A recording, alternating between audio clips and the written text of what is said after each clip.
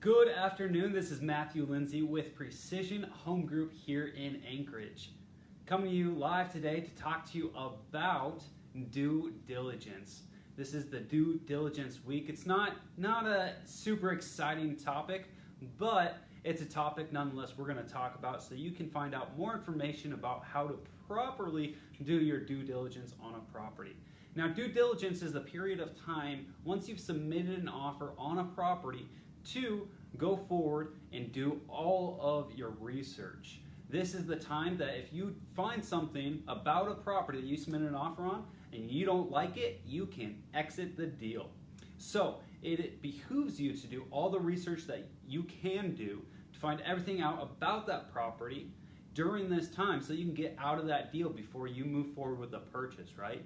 So we're going to break that down this entire week. On Thursday, we are going to have Charity Wilkinson from United Title Guarantee come in. She's going to be a special guest on Thursday and talk to us about title. Everything there is to know about title. Well, that'll probably take several days, so we're just going to summarize some of the main points that you should look for and be aware of when looking at a title report. Also, the responsibilities of being a title officer and what she does for you as the consumer. So today we are going to talk more about community. We're going to talk about what you should look for in the community aspect of the due diligence period. There's going to be several days that we spend on this, so we're going to talk about community today.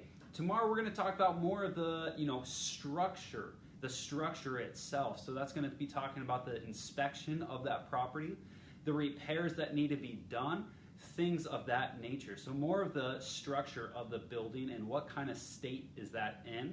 And then on Wednesday, we're going to talk more about insurance, how insurance companies come together to create what that cost is going to be, what they're going to charge you to insure that property, and a couple other additional features. Thursday will be, like I said, we'll bring in a title specialist. That's going to be Charity Wilkinson. So today is community, right? So we're going to do and talk about what it takes to do the due diligence for your community. What do I mean by that? Well, if I'm going to go buy a home, I'm going to need to look at the community. I'm going to need to look at, hey, who are the people living around me? What is that neighborhood like? What is close enough that I can walk to? Are there shops around? Are there restaurants around? Is there a park around there? Or am I out in the boonies? Am I by myself? Do I have tons of property and no neighbors? These are things that you need to decide what you want, and these are decided when you're looking for homes. And once you put an offer on a home, you need to know, okay, specifically, who am I surrounded with? This is a very important topic that not everybody pays attention to. They're just excited by their home. They're excited by maybe their kitchen, their yard, whatever it is that sold them, whatever features sold them on their house, they're just blindsided by that and not really looking into, hey, who is around me? What is this lifestyle that I'm buying into? And what kind of home am I providing for myself and my family and loved ones? So today, we're talking about that. So the first one that we're going to talk about, the first two items we're going to talk about is things that people do not like talking about. They don't like hearing, they get queasy when they hear it. And it's a kind of a, you don't want to know, so I'm not going to do the research. And that's your choice. What we're talking about today is, number one, we're talking about drugs. Okay, what are drugs like in that area? Specifically, are there any homes in your area directly around you that have been identified as manufacturing drug sites for the homes? Is there any homes like that around you? And number two is sex. We're talking about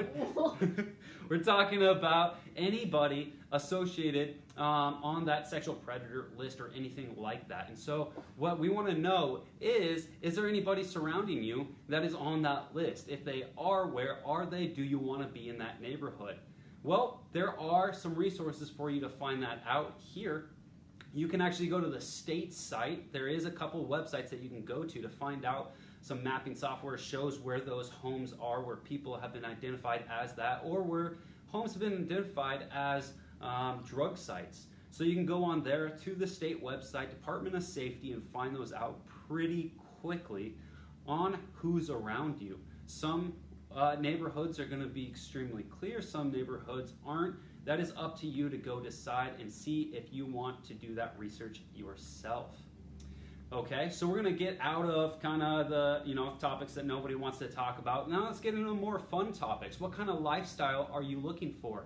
Are you looking for a lifestyle where you can walk to the stores, where you can walk to the parks? It's more community rounded neighborhood, or do you want to be kind of outside of the city? Do you want to be far off? You don't want to know or see your neighbors. You don't want to talk to them.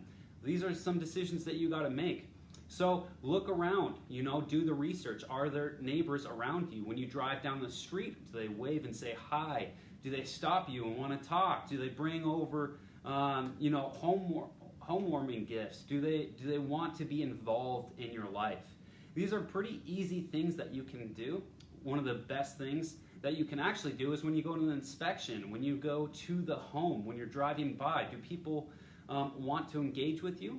And when you engage with them, when you confront them, are they positive? Are they cheerful? Are they doing things that would display that they would be great neighbors? Or is everything walled off? Do they have big fences and they don't want to be disturbed? Do they have big signs out there saying, warning, guard dogs and stuff like that? Warning, people will be shot if they enter our premises. Signs like these. Matsu Valley, I'm talking about you. So, keep this in mind. These are some different tips that you can use to find out if you have a warm and positive community or if you have people that just want to be left alone. There's good things, there's bad things about each of them. Just got to decide what kind of lifestyle you want. Now this plays into our last thing that we're going to talk about today is what is the walk score? And what I mean by that is, hey, can you walk to something? Like here in Anchorage, if I live downtown, I can easily walk to restaurants. I can easily walk to shops. I can easily go walk to little mini marts and grab some food. That would be a great walk score, high walk score. If I was out in the boonies, maybe or up on the hillside, maybe out in Indian Valley, either southern than here, that would be a terrible walk score. Couldn't walk anywhere, right? There's no stores around. There's no people to engage with. There's no restaurants close by. So check in, see what that walk score is, do your research, drive around, and see what's available to you. So this has just been some community tips on how to do your due diligence for your new home, things you may be thinking of, things you may not have, but things you should definitely look into. Thanks for joining. If you have any questions or comments, drop them below, and I will definitely get back to you. This is Matthew Lindsay with Precision Home Group.